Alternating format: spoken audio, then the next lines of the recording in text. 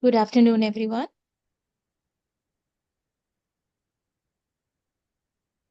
I hope I'm audible.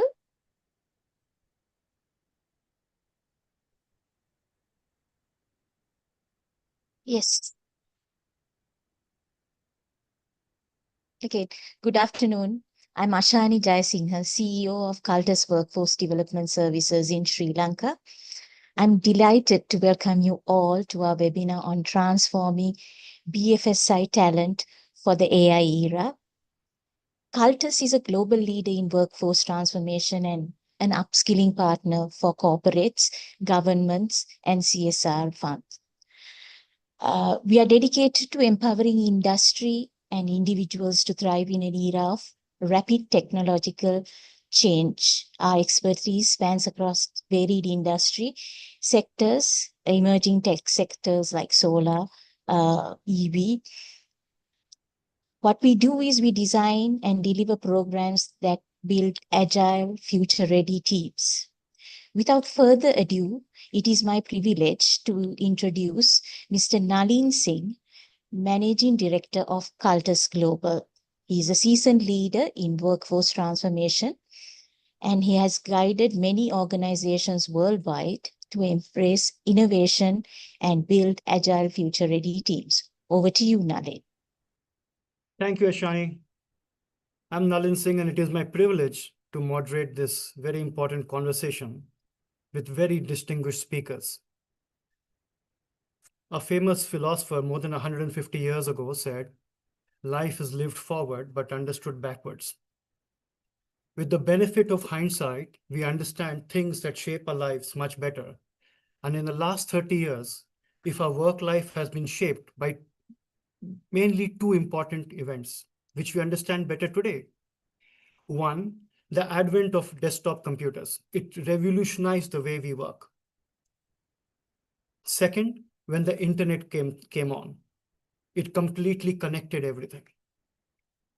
Now, change has always been there. If you look at the BFSI sector, banking, financial services, and insurance, this sector has adapted, be it launching ATMs, be it launching internet banking, be it launching mobile banking, and then cashless transactions. But equally true is the fact that one, change today is so fast, so connected, so personal that it's hard to keep up. And second, large established companies have always had trouble keeping up. Three examples.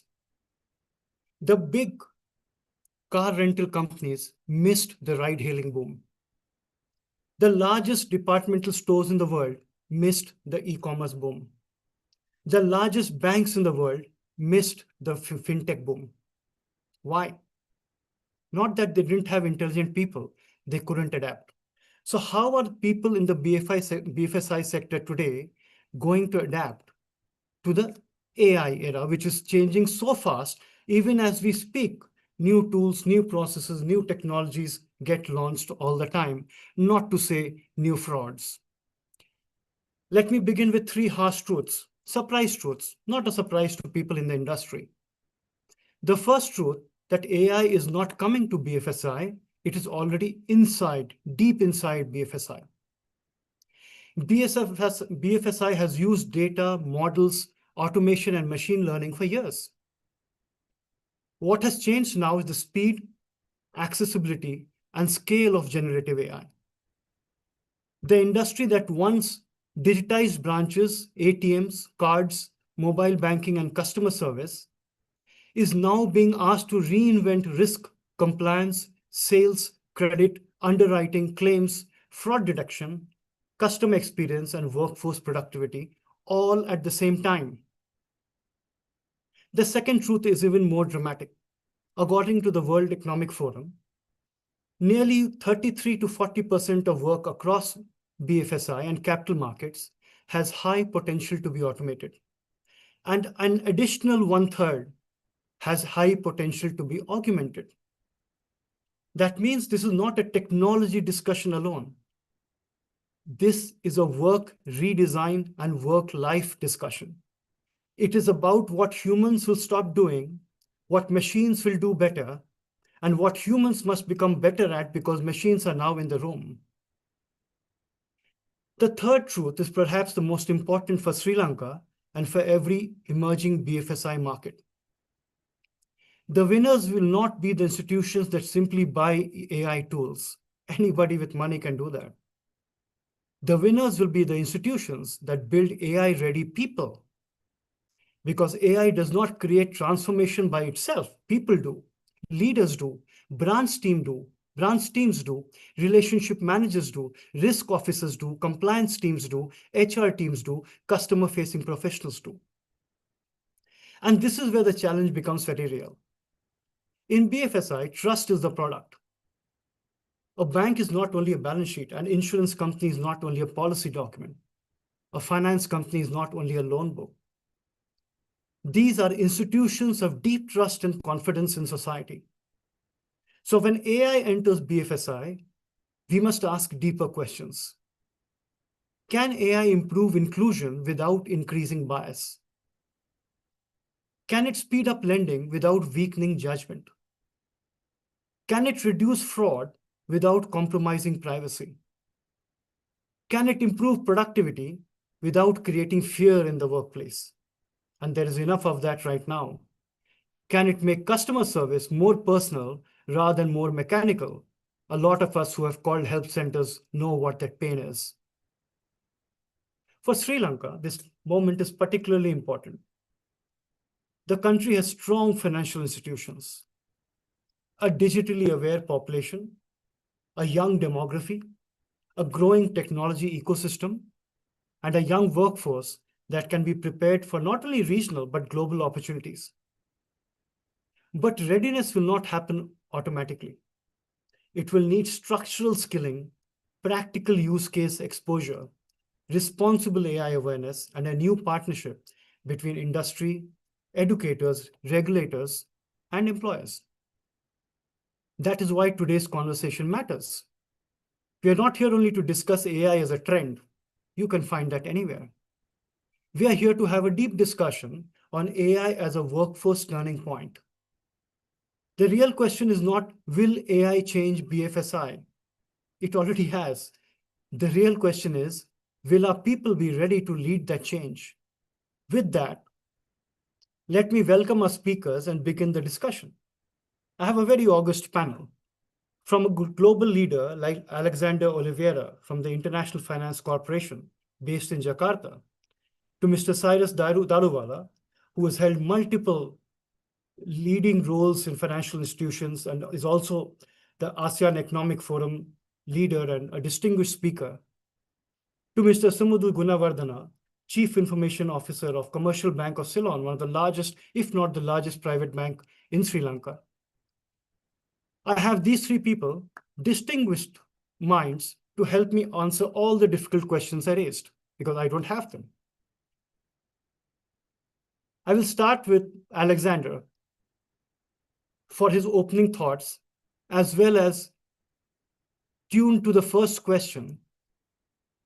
Do you think which human capabilities will become more valuable, not less valuable, because of AI? With that theme, if you could give us your opening remarks, Alexander. You are on mute, Alexander. 5 years after COVID, and we're still, or I am still struggling with the Zoom calls. Doesn't bode well for my future with AI. Apologies for that. By the way, please call me Alex. Everybody does. Makes life easier for everybody. And just by way of introduction, for those who don't know IFC, we're the private sector arm of the World Bank. We share the same development objectives as the World Bank itself, but we work only with private sector companies. I've been here for well over 15 years now, in Jakarta for the past year, leading our business, our investments across manufacturing, agribusiness, and the service sectors. Aline, interesting question. I think there are many different ways to think about the skills that will be in biggest demand as a result of AI. One thing, and this is not a Indonesia phenomenon. I mean, we hear this consistently across all the markets we work in. Companies cannot hire skilled people fast enough. Everybody has trouble finding people, especially young people, with the right skill set, spend an awful lot of time and effort and resources to train people to get them up to speed to what they need. I so the problem is there. I think AI will make this a bigger problem, but the problem was already there, before AI came on the scene. I think there are many different reasons for that. In part, I think traditional education systems are very slow to adapt. Universities, well, very good at producing knowledge. They're very reluctant, I would say, to adapt to changing market conditions. I have three kids at different stages of their university careers, and in essence, the experience they're having is not that different from the experience I had going through university, 40 years ago now. Yes, they use computers, they use laptops, but fundamentally, it's a teacher talking a little bit academically about stuff. Um, it hasn't evolved. If you think about all of the progress we've made in so many areas of life, I think education has lagged, and I think we see the results of that in the job market. Very long-winded answer, but what I tell them um, is the one thing they must learn is how to learn. I think the life of, the traditional life where you went to school, you learned what you had to know, and then you practiced it until you retired, that world will never be again. And so I think the most important skill that I urge my kids to develop is the ability to learn and learn for the rest of their lives. I'll stop So here. Alex, it's interesting you say that, for people who have teenage children in college, the two things that have gone up disproportionately in cost in our lifetimes is medical and education. Yeah. At least in medical, we see new machines in the hospital. In education, it's the same classroom. We can't figure out what we are paying so many multiple times more for. Yeah. The other point you made is equally relevant that, if you were studying, for example, engineering, civil, mechanical, whatever, the textbook is probably the same as the Russians wrote it 100 years ago, with a minor tweaks here and there. But with the subjects like AI, cloud, etc., changing, or Industry 4.0, 5.0 courses changing by the week, how do you keep up? That's where the ability to learn, unlearn, relearn is so important. And I'll go to Cyrus with that, with a question related to that, because apart from his global and ASEAN experience, he has significant exposure to Sri Lanka as well. So Cyrus, when the people hiring, the HR heads and business heads, people like us in the late 30s, 40s, 50s, how do they test talent that is learning things by the week? Sure. Hi, everyone. Pleasure to be here. I'd like to bring it down a notch because we are talking at a very high level, and that's a great question, Naveen. What are you doing all this? Why are you on this chat? What is it that you're trying to achieve? You want to be gainfully employed. That's it. And you want to continue keeping your job. And I can tell you with certainty, even the CTOs and CIOs of institutions that I deal with, and I've had the privilege of dealing with a few thousand, are constantly looking over their shoulders because their job is not set in stone. That could change and they could be let go and they have to be continuously there. So, what makes you employable? I would urge every single one that if you're currently employed, create a change in your institution that makes you indispensable to the bank or the insurer. That's it. Now, it could be a workflow. Your claims management takes 20 hours and people are complaining, beating down. No matter how junior you are, no matter how senior you are, if you're middle management, if you understand that workflow and those 20, 30 steps, and you can, using AI or using automated tools or using simple analytics and machine learning, can solve that problem, you become indispensable. Then every single person, in your LinkedIn profile and on your various other social engagements says, Priyanta was the champion of People's Bank who made this change. And you will become sought after. So it's a long answer, Nerlene, but everything that you do, make yourself indispensable. And it's a very selfish world. So let me be very, very mindful. You're not doing it for your institution that you're working for, you're doing it for yourself. Learn tools that make you indispensable in your bank or in your insurance company so that the next employer is salivating and really wants you to join them. That's what I would advise you to do. Whatever that workflow, whatever that legacy creation, and you don't have to be senior. You could be junior. You could use tools that are very easily available that you could do. And that is what HR people look for. That is what hiring managers look for. That's what CTOs and CIOs look for in a person. That's my answer. Thanks, Cyrus. Before I go to the CIO on our panel, it's interesting you say that a lot of the people we work with in Cultus, across universities, young Gen Z as they are called, they come back pretty frustrated from interviews, especially the ones who studied AI and subjects that change by the week. They come back saying the hiring manager or the HR head didn't have a clue of what I have studied or what the subject is. What do I answer? Because they're asking things of me which we never studied because they're so outdated. And the things I know, they don't have questions for because they are not up to speed. So there is a real gap, and it begs the question, if these are the people, young people who are going to inherit the world from us, whether we should adapt to them or they adapt to us. No. I think the kids have to adapt. And again, I think the hiring manager is absolutely right. I'm an MBA from Howard, and my two words would be, so what? What is that of?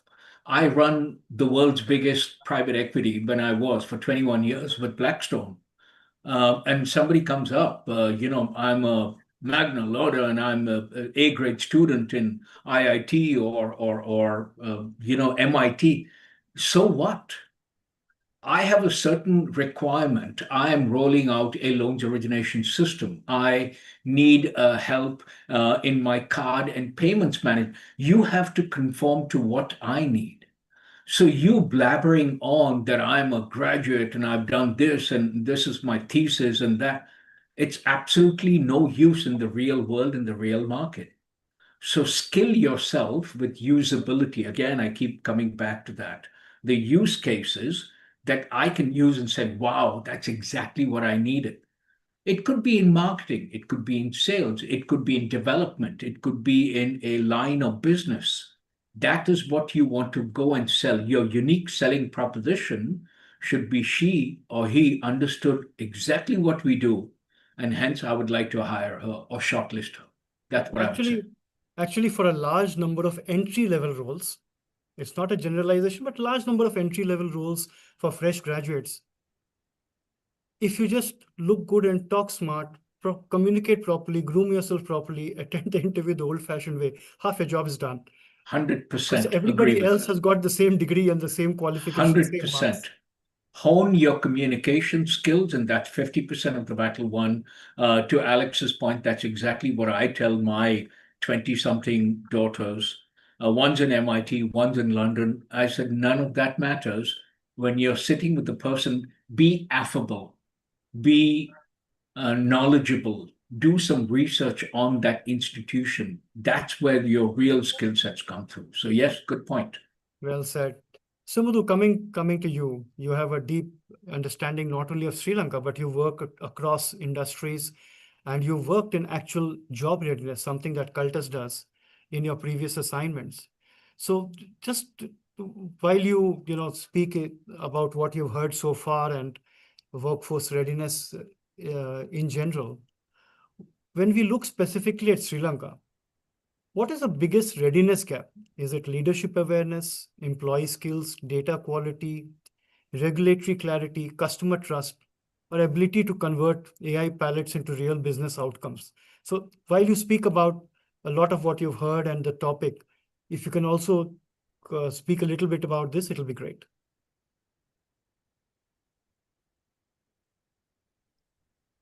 You are on mute, Sumudhu.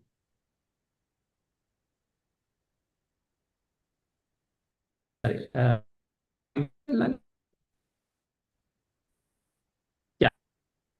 Thanks, Nalin. I think all the speakers spoke about problems as a country. I think we have a connectivity problem, maybe. Yes. I think we'll just wait a moment for Sumudhu to get back. So we'll pick up with him when he gets back.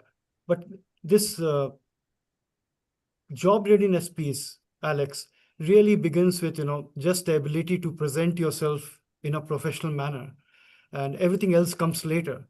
Your marks only or your grades only talk about how good a memory you have and how you did on a particular day. I think that's true. I think that's true. But to some extent, I hire a lot of young college graduates into our analyst programs. The World Bank in many of these developing countries is a good institution to work for. When we advertise these positions, we will get hundreds, sometimes even more CVs.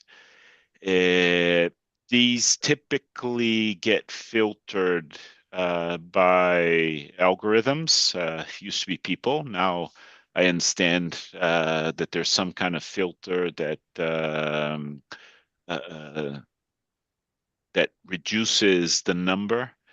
But you will still, I've just went through this process, you still get a fairly long list of a few dozen candidates whom you know nothing but the CV. And Aline, that from a practical standpoint, I think you still look for some of the traditional signs.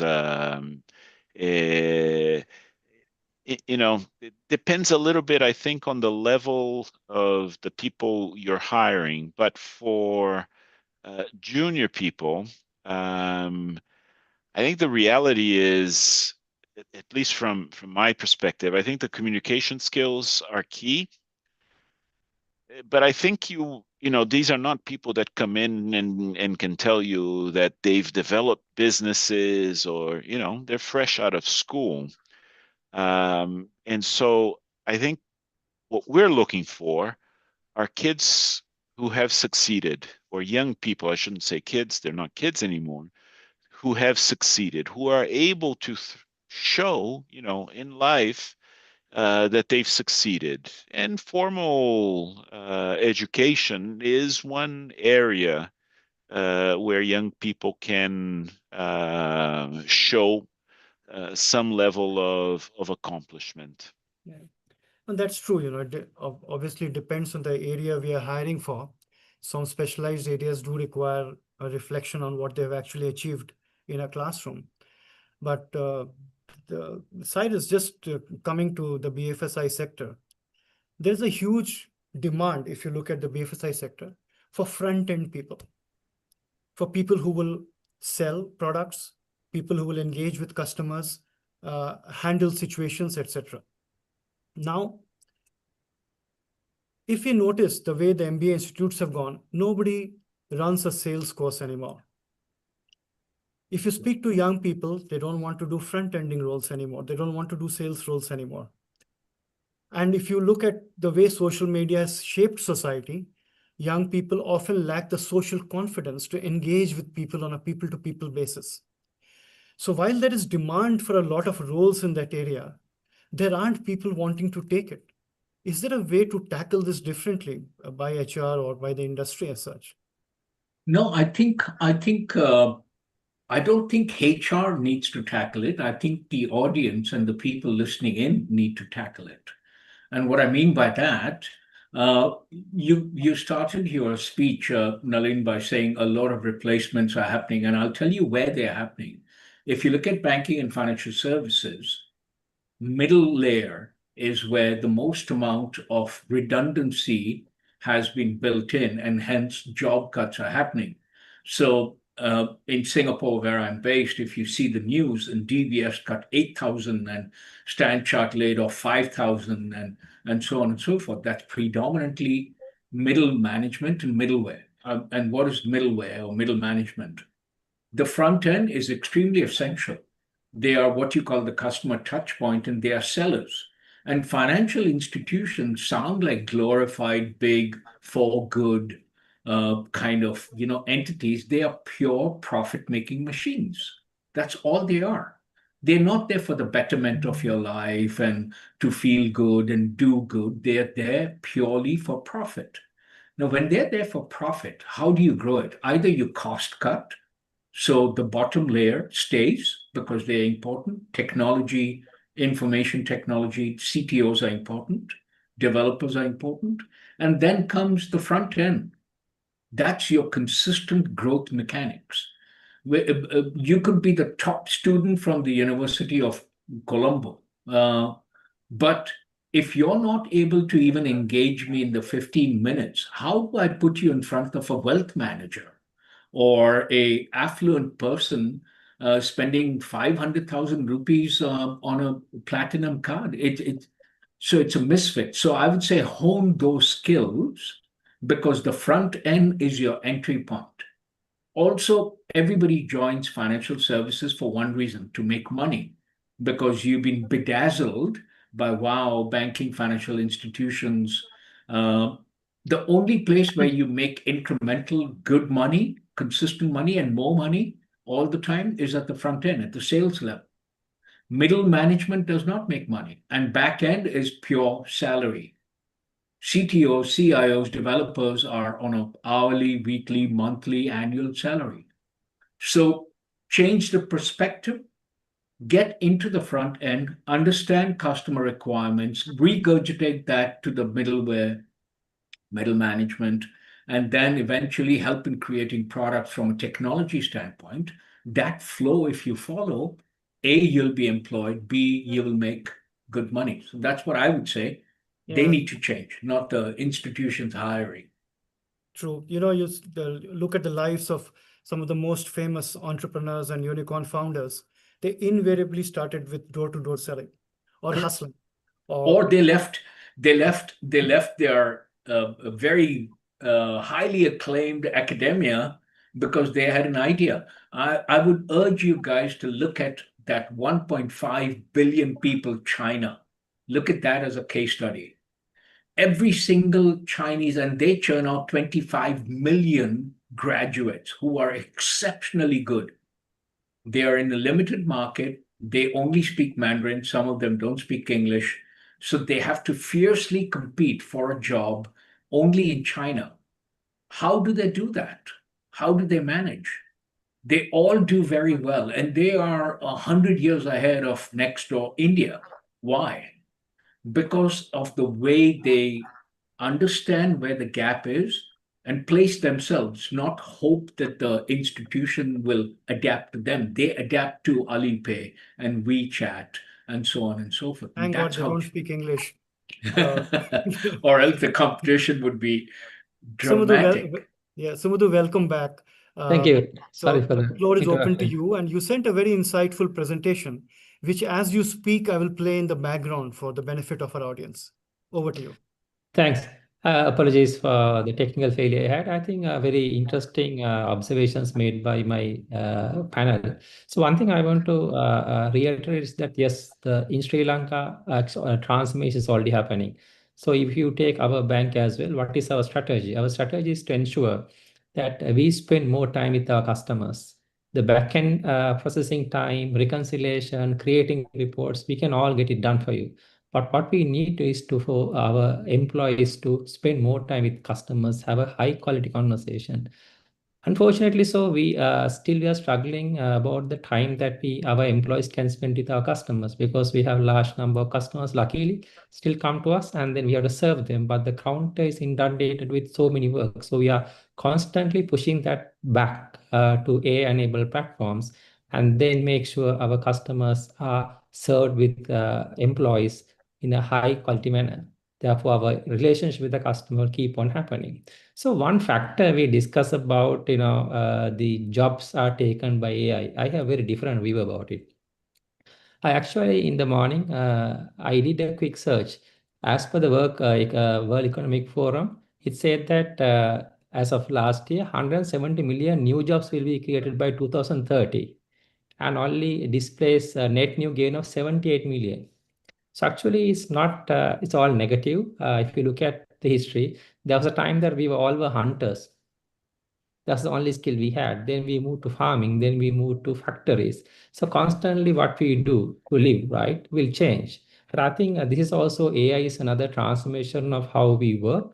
But actually, it will create new set of jobs. I think what we need to do as an organization, as the leaders in the industry, not to fear too much about this whole job loss and what the impact is going to create to the society, because I don't think it will be all that negative. There was a research done in UK. 28 of AI projects are sabotaged by young people fearing of them losing their jobs. Actually, I think as leaders, what we are doing in our bank is that given confirmation to our employees, we will reskill you. Everybody will find a good opportunity, because as a bank, there are tons of things that we want to do to grow. We are struggling with people not having required skills. So actually, we think as organization, we can train them. If you take to the last slide, Anil, that we have created. So we are trying to understand what kind of skills that we need for our employees. Traditionally, we had a set of bankers who had different set of skills. Do we need the same bankers today? No, we need a different set of bankers who are AI led. They can use data, they can use digital capabilities, and then you don't need to remember the banking law anymore. You can't remember, what if happen if a customer comes with a different scenario. You can always go back and check with the system. System will give 3, 4 different responses based on the case law, based on our circulars, based on our recommendations. So thinking, remembering them is not a requirement. It's always platforms to help you. So all what we need is to ensure we serve customers with a different level of sophistication, a lot of innovation. We should be able to help the customer. All that we need to do by helping our employees to learn these skills, adapt those skills, and increase their level of proficiency. I think that's what we need to do. As I said, we should be a little careful about, this job loss, the situation, because as an organization, we are very committed. We want to transform our employee workplace, give them skills. We have something called skill metrics at each level of the organization, what skills we need to have. So we have added what AI skills, what digital skills we need to have at different levels of organization. And we already sign up with two large training organizations, digital training organizations, to see that what mandatory skills they need to acquire every year, at least minimum 50 hours training, which will help to transform our 5,500 plus employees to a digital tech savvy transform to a workforce. If you look at a lot of other banks in the world, DBS, one of our North Stars we always compare with, has 12,000 odd data and AI trained staff. Then we had the Commonwealth Bank had 43 million Australian dollars spent on the workforce transformation. And same time, Bank, they had a complete AI first operating model. So I think moving people away as a job loss, as a job cut, is not the panacea. There are various ways that we can use our workforce, still get them to help our transformation, and still look after them and get the best use of them. I think we need to be a little careful about messaging because, as I said, in 28% of our projects, AI projects in UK, based on a recent study, people try to not support it. So we'd be a little careful about that. Yeah, I agree with you. There's a lot of fear mongering happening, right? We had a different kind when we were in college. My professors told me that there'll be no gasoline in 10 years' time. And I was afraid to buy a motorcycle, thinking, what will I do with it after 10 years? Then later, when radio came, they said newspapers will be obsolete. TV came, they said radio will be obsolete. Internet came, they said TV will be obsolete. Today, everything exists and more. Not that we can trust any of them. But yes, people do find ways to coexist, and some of this rapid change is more in the mind than actually on reality because beings take time to adapt. AI is faster and the rate of change is challenging us. But I want to take that to two different directions, Sumudhu. Firstly, you spoke about university partnership. So when you gave that maturity path for employees, it's beautifully presented. Is there some part of it in the beginning with the first 2, 3 silos that can be shifted into a university campus kind of situation so that they come more job ready into the workplace?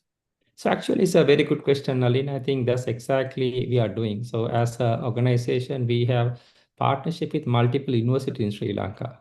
And then what we do is that we have defined them what kind of skills that we require when those graduates join day one to our organization.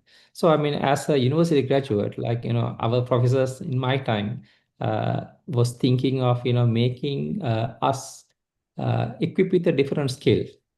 They said that you should be able to join any organization, do any job based on the training that we provide you. So I think definitely I still respect that decision. It has a lot of truth. So they help us to fight any battle, survive any season, irrespective of the weather. But now I think we are in a kind of a different organization, different era where we need when organization get new recruits day one we expecting them to perform some output. So that's why we do a lot of partnerships with universities and help them to teach some of the content, some of the aspects of our jobs as part of curriculum. So then we sponsor them. We have across universities in Sri Lanka various partnerships. So that helps them to at least be partially ready and then anticipate when we join as a fresh graduate and then walk in our doors what to expect, which was completely different experience when I did my first job. So I think both technically as well as in terms of soft skill, thinking, negotiation skills, in terms of stakeholder management, a lot of those things are actually as important as the technical skills as well, because you are not working individually like a student in the university. You are working as a team. You are working as a large organization, helping to create an outcome for our customers. So I think how we think about it, like, is very different. So that's why I think we do a lot of partnerships. And I think, as I mentioned, there are organizations which I was part of during my earlier life, was actually doing very professionally, taking a graduate degree and transforming that person to a job ready individual. So if you look at a lot of countries have this problem, young kids spend a lot of amount of money, their money as well as their parents' money, and then get a graduation from a university thinking they are going to have a wonderful life after that. They are going to get a job. They are going to prosper in life. Unfortunately, so it wasn't the case for most of those students as well. So then we found that a large number of students actually they are very capable. They are done well. Some of those kids have done really well in terms of their university degrees and taken straight tests, but they're struggling, as this panel mentioned about. They can't have a proper conversation about with our customers. They can't think how to sell a profession to a customer, but they are really good material. We need to transform them. That's what they did. They took those the university degree holders and trained them to a certain job profile.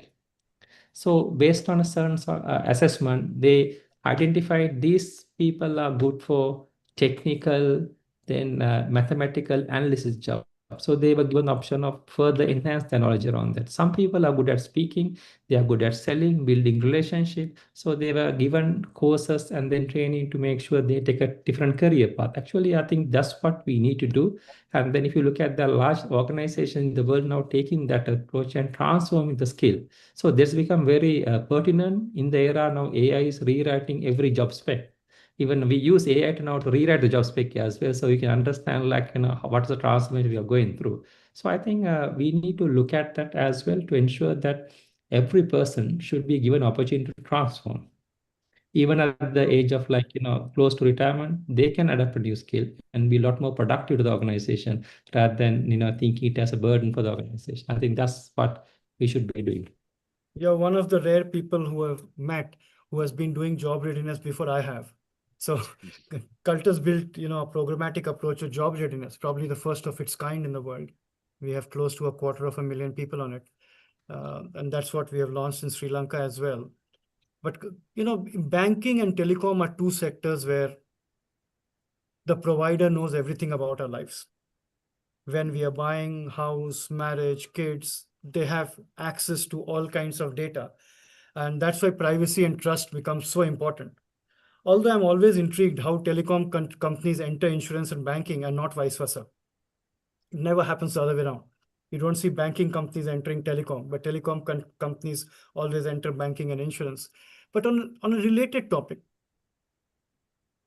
I was speaking to a few bankers in the region, and one of the challenges they are finding is that a lot of older people who are not so technically adept have become victims of fraud, cybercrime, and they want to give up their digital banking and internet banking, go back to branch banking, which challenges the very cost model and business model of banks, where the branches have become fewer and smaller.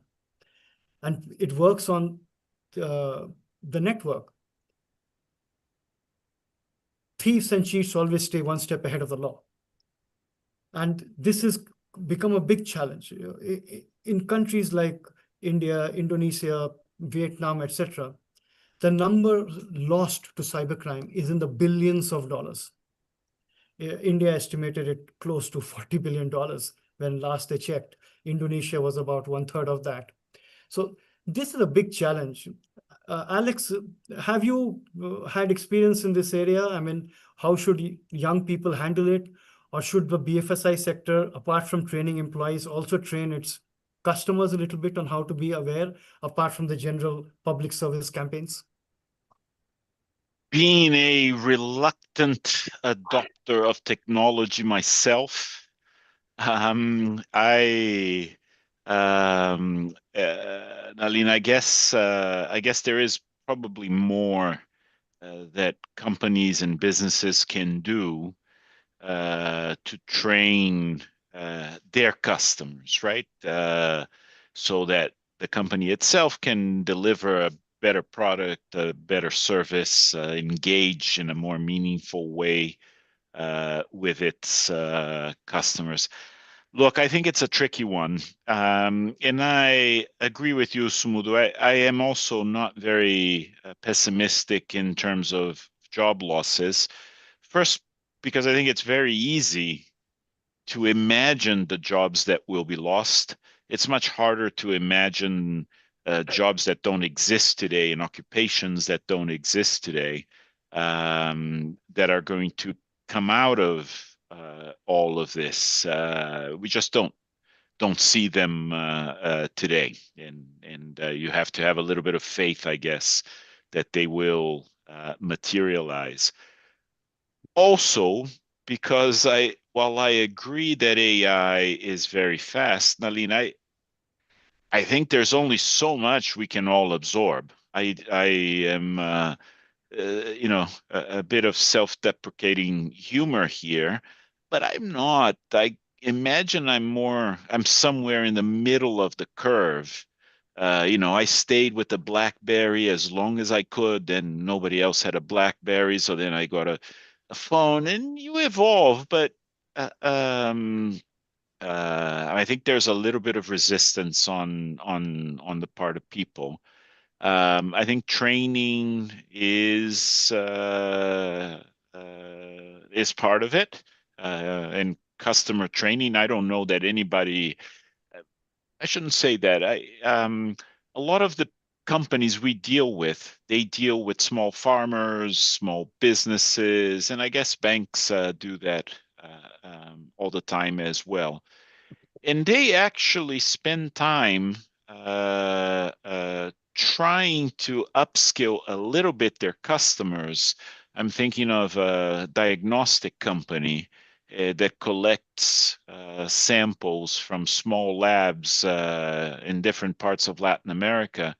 And they spent a lot of time getting the collection points up to speed on barcodes and whatnot, because the actual diagnostic, which is done in a central location, is all automated. And so the way the samples were collected was very important for the efficiency of the diagnostic operation. So it was in the interest of this big lab company to actually educate the smaller ones to become more tech savvy, and as a result, they could process them as efficiently. So I think that there's more that can be done in this area of businesses educating their clients, but it can only go so fast. I think there is a certain amount of natural resistance built into all of us, that there's only so much we can absorb over a period of time. True. No, I completely take the point. There are a lot of jobs being created, and every time new technology comes, there is a bit of fear mongering. But the facts and data shows that yes, there are other jobs being created.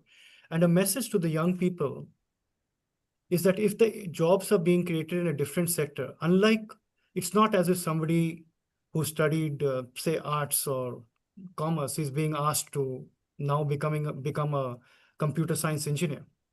If you have to study AI, it's a 1-month course. It's a 90-day course to become adept at it and have a meaningful conversation and contribute for 80-90% of the roles that are there in the company. You won't be doing coding and stuff like that, but it is not as if you need to go back to school for 5 years. It's a very small shift. But Cyrus, I'll come to you about this challenge of trust with every new technology and new challenges that AI is throwing up with the cloning and data access and privacy, etc. Sure. I mean, the very simple analogy I give people is that, we used to have a guard with a shotgun outside our branch, and then we had 3 armed guards outside, and then we had 5 on an armored truck carrying cash.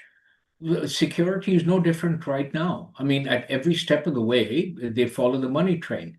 So whether it's payments and, in Lanka Pay, there is a hack every second, for example, or an attempted hack every second. And there are guardrails in place to protect.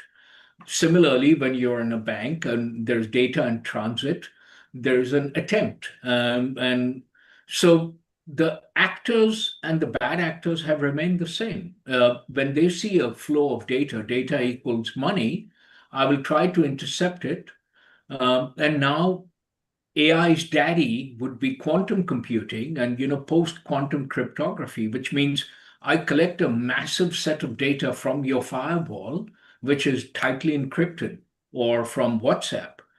The minute I have quantum computing capabilities, I'll be able to decrypt those messages, and I can see all of your transactions, all of your, your addresses and everything crucial. What are we going to do? We're going to throw some more money and protect ourselves a little bit more. So it's a cat and mouse game, and nobody's going to come out saying we have permanently deleted all threats. There is no such thing. So again, because it's so eminent and because it's so continuous, to the people who are listening in, don't just have to be in the front end or the sales end or the branch. You could embed yourself into, quantum cryptography. You can embed yourself into analytics that does threat detection, like in Akamai, for example. You can go into cybersecurity from an app level, and there are so much jobs there, so many jobs there. So the sky's the limit. I mean, the bag actors have good funding. You've heard of the Cambodian and the Chinese scams.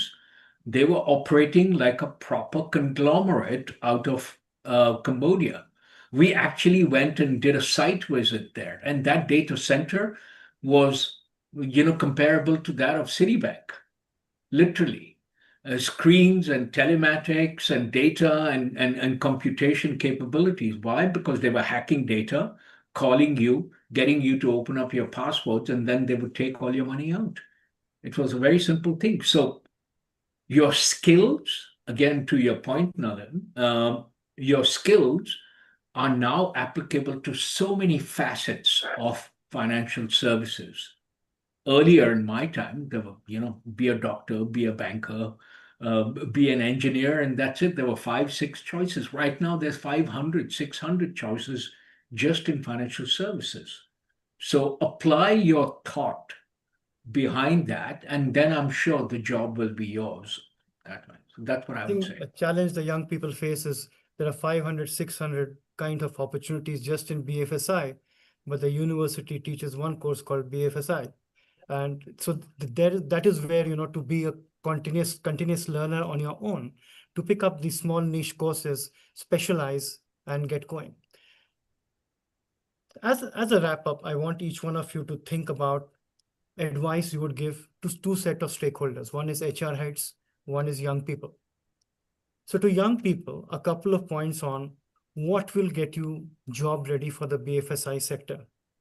Just a couple of points. We have heard about be a continuous learner and be good at communication. So we'll avoid that.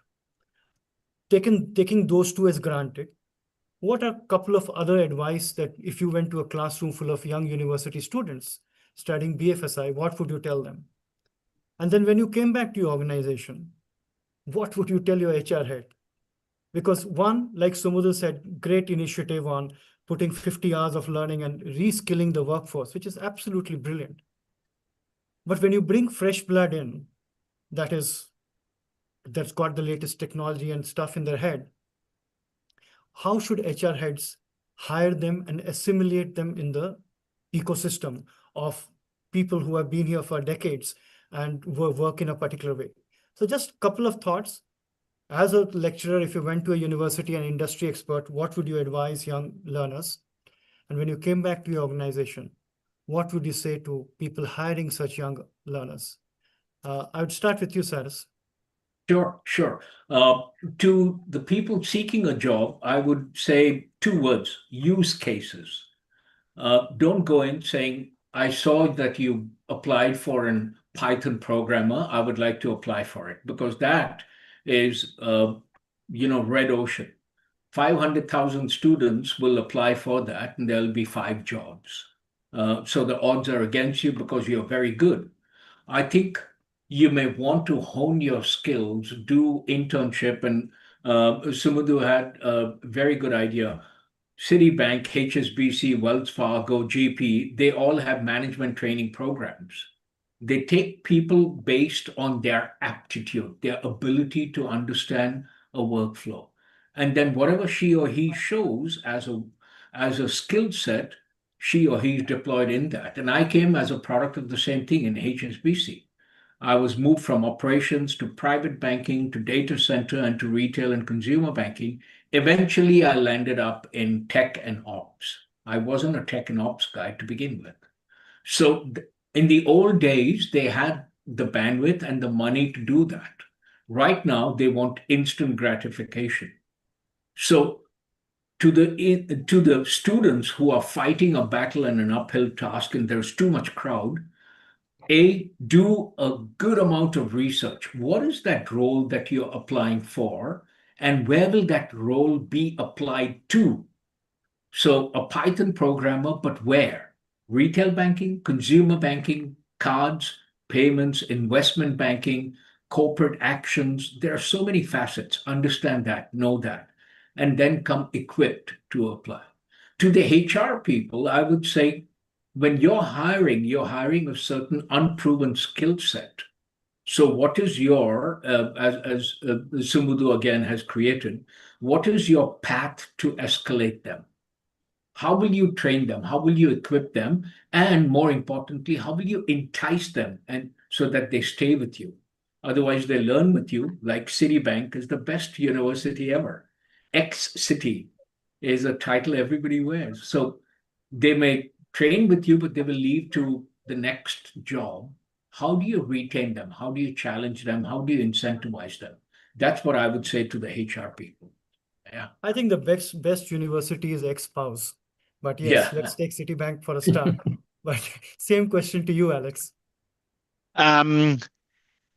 Good question. Look, very briefly, I would say to young people, don't text message, don't email, pick up the phone, try and have coffee with people, knock on doors, try and meet face to face. Good old fashioned networking. Wasn't even thinking of networking coming out of university, but avoid the temptation of doing everything with a cell phone. Meet people, shake somebody's hand, ask for advice face to face. I think that will serve you well in your whole life. And to HR people, look, not overnight, and I don't want to contradict myself what I just said about the formal education, etc. But I think for HR people, if you attribute to them the role of, hiring, etc., I would say start looking less for people who look like yourselves. I think We don't need more HR people in the company. stop looking for the same sort of degrees, the same sort of experience. I think you know what you're going to get with that type of profile. I think we all need to start recognizing some of these changes and consider that people have different journeys these days. Interesting, your first point about going out there and putting yourself out there socially, meeting people, engaging. A lot of young people lack the social confidence. Actually, that's how we met, Alex. We met playing tennis. That's right. That's right. And look, I read this thing, and as I said, I have 3 kids going in different stages of their university career, and I read this thing, and it was one of these Ivy League schools, reputable study. Students who actually seek their college university professors outside of the classroom, the rate of success it is, but I don't mean success in terms of grades, success in terms of jobs, career progression. It is significant, couple of standard deviations. Because I guess you get in that habit of actually talking to people, interacting, asking. Yeah, it makes a huge difference. Yeah, I was reading My kids don't do it though. well, Mine neither. none of our kids listen to us. So. Mine neither. But one of the research reports I was reading about the correlation between financial success and early childhood Yeah, that's for behavior. sure. It says That's for sure. 80% of future professional success, research shows, is based on how many household chores you did as a child. The more you did, the more likelihood of you being independent and successful. I don't know how true that is, but yeah, now I'm thankful my parents made me do a lot of stuff when I was a kid. But Samud, over to you. You're probably the most hands-on when it comes to young people. What is your advice to them, other than what you've heard, and to HR heads? So I think surprisingly, I have a daughter who's studying in the university in first year. So I have long conversation debates with her because these young kids, they always try to fight with AI. Mm. they really fear AI, its intrusion to their lives as well as the future lives. So I spend enough and more times try to convince you can't fight it. You have to use it to your benefit and make sure you prosper using as a tool. I highly recommend these kids use this book. The Singularity is Nearer. Ray Kurzweil. It was written in 2024, which actually is more relevant now compared to when it was written, right? The essence of his saying that it has humans and AI will merge, and then by 2030, if I remember, let's try to work with you. We should be able to communicate much easier than what we are doing currently.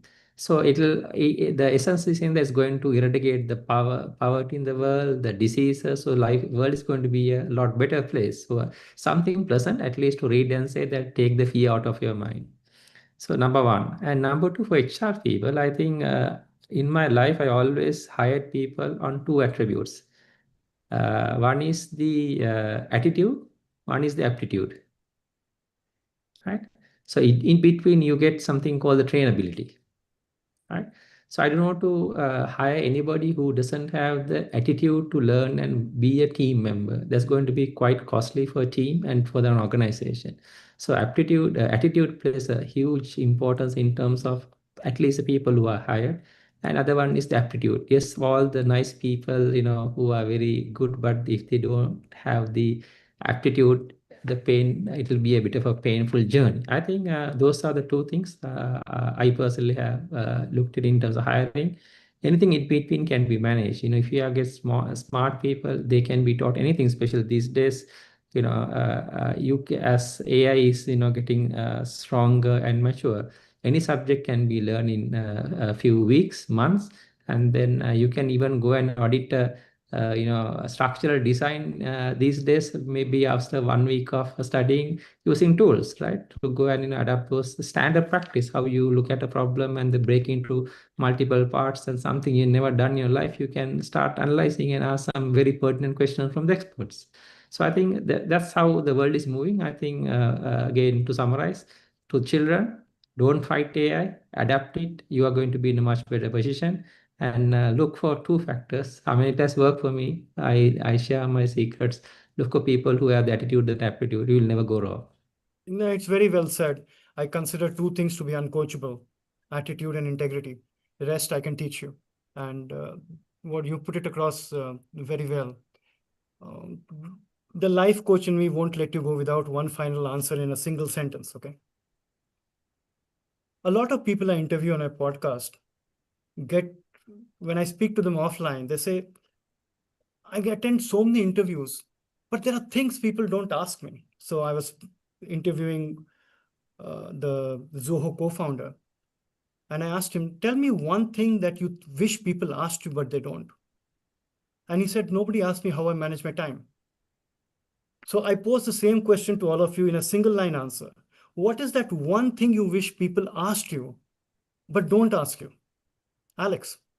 Oof. Oh, wow. Uh, people wish people ask me,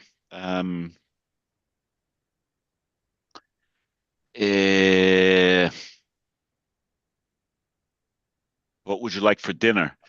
Um,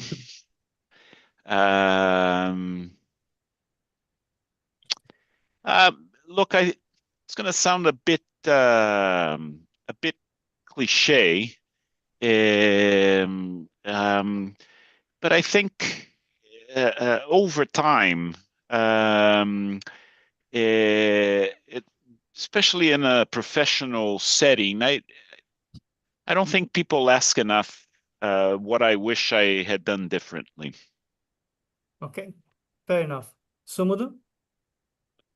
Had some time to think through what people will ask. So I think often the conversation I have my teams that there are different percentages. I don't want to generalize. I think large number of people will always ask the question or saying that come to a conversation why things are difficult or cannot be done.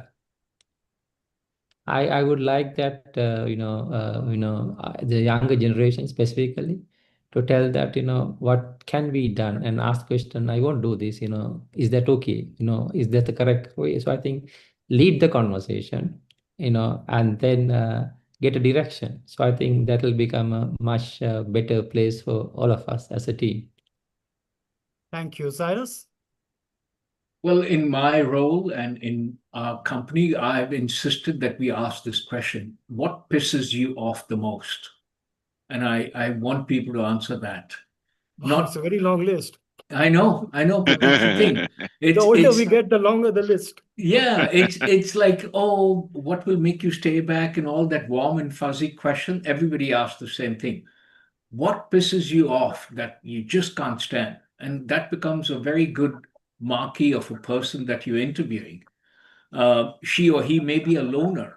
That doesn't make them a bad employee. It's just that they like to work alone. Then you find the role for it. I don't like an overbearing boss. I don't want you to ask me all the time, what are you doing? It's a very good point, and you have to adhere to that. So ask people what pisses them off. I wish more people would ask me that. Thank you, Cyrus. So our speakers have, really given us a rich and a very practical discussion. If there is one message that to take away from today, it is that AI will not replace BFSI institutions, but BFSI institutions that fail to prepare their people for AI will fall behind those that do. We have already heard today that AI is not merely a tool for automation. It's a catalyst for redesigning work, improving customer experience, strengthening risk management, detecting fraud, expanding financial inclusion, and creating new growth. We have also heard that it brings serious responsibilities: governance, privacy, ethics, cybersecurity, explainability, and trust. For the industry, this is especially critical because the sector does not only manage money, it manages confidence, the mood of a nation. It manages livelihoods, aspirations, risk, and increasingly, it will manage all of this in partnership with intelligent systems. The future, therefore, is not one of fear. It is not human versus machine. It is skilled humans using intelligent machines' responsibility. For Sri Lanka, this is an opportunity to move early, build talent deeply, like Sumudhu spoke, create a BFSI workforce that is not just digitally aware, but AI-ready, customer-centric, ethical, and globally competitive. On behalf of Cultus Workforce, I thank our speakers, participants, and everybody watching, and I hand it back to Ashani for her closing remarks.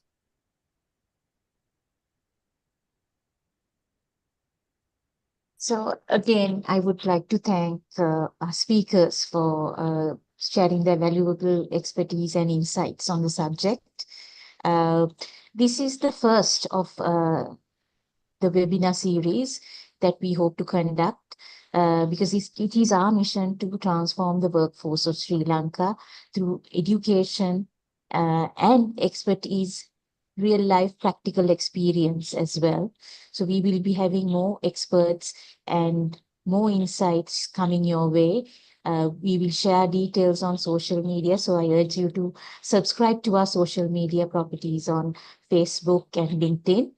Until next time, thank you for participating and wish you a pleasant evening.